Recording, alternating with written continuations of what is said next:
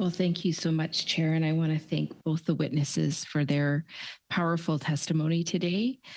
We've heard again and again from women veterans that they often feel that their experience is invisible.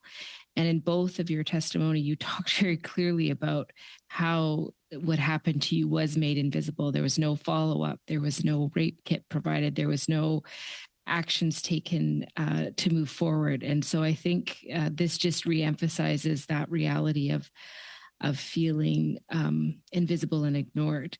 So I'm going to start with Ms. Wong, but I'm asking both of you the question.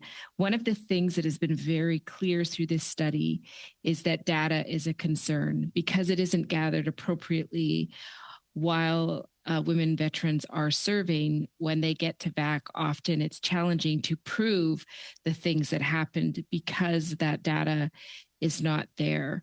And so I guess it's a two-part question. One is, what data do you feel should be collected in the future so that when you get to VAC, you actually have the supports you need?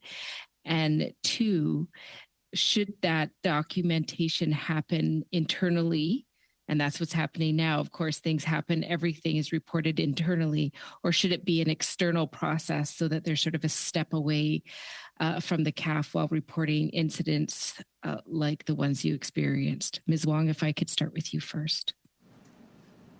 Thank you. I think Stephanie will probably be able to speak a little bit more to data in terms of going to VAC afterwards, but I do think that it needs to be externalized. The nature of the military environment is that you are friends with, in PMQ situations, live with, cohabitate, train with everyone that you work with. And I mean, sexual assaults happen usually in military settings with people that they already know.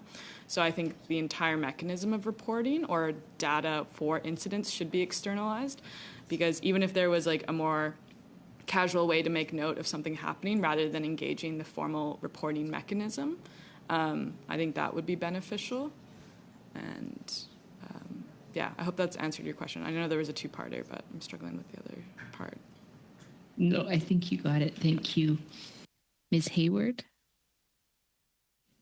The problem about my assaults and the information that was collected was actually the pensions advocate had to call basic training in St. John, Quebec, and get my medical file that was sealed in a area that was never attached to my VAC document. So the only reason that I was able to go forward with my critical injury benefit was because we found the medical documents that they treated me for my sexual assault, everything to keep me alive, but they wouldn't provide a rape kit. And then when that information got to VAC, my decision got awarded with the medical information that was on file, but Veterans Affairs still doesn't use that information as valid information, even though it comes directly from DND, but it's still not recognized as information on my file to prove my medical conditions, even though it was enough to award a critical injury benefit. And so do you think the collection of information, it's currently internalized, do you think it should be external in these kind of incidents so that there's more accountability and less connection to the CAF? I think if it was a perfect world, if there was some kind of way that all women across Canada, and CAF included, sexual assaults are not just about the assault. It's about the collection of physical body after. It's the fact that victims deserve the right to a criminal court case if they can. And to find out through my studies of working with the National Ombudsman, only 20% of Canadian hospitals offer rape kits. And every single hospital that's around basic training or any kind of military base, there's 100 kilometers away to even receive it. And when contacting the Surgeon General, they have no interest in applying a rape kit protocol. And it costs $1.25 to provide these tests. And the sad part is that the collection of data, I believe it should be I think it should be like Victim Service Canada, where they have a different person that gets to report it, and then it can be information. So there's at least a middle person, because myself, when I was trying to report this, I wasn't even allowed to go to the RCMP. I wasn't allowed to go civil. I was basically contained into an area, and I couldn't speak to anybody. I couldn't even go get sanitary pads by myself, even though I couldn't walk. I couldn't even go anywhere.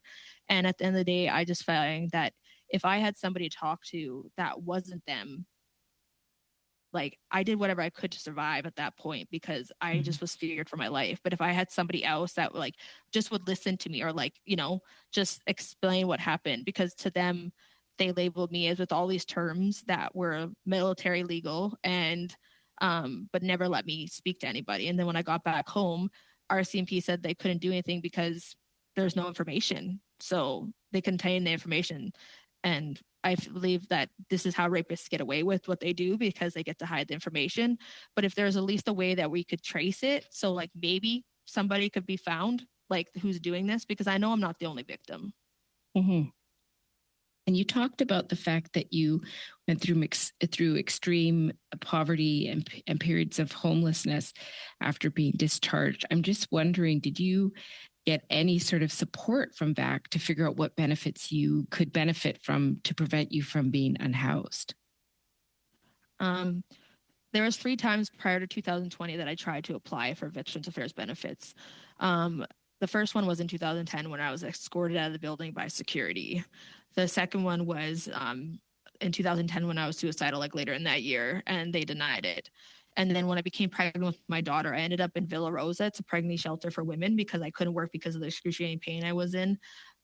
They reach out to them because it's part of protocol with the shelter that they reach out to any person that you can potentially have funding from because I had no income.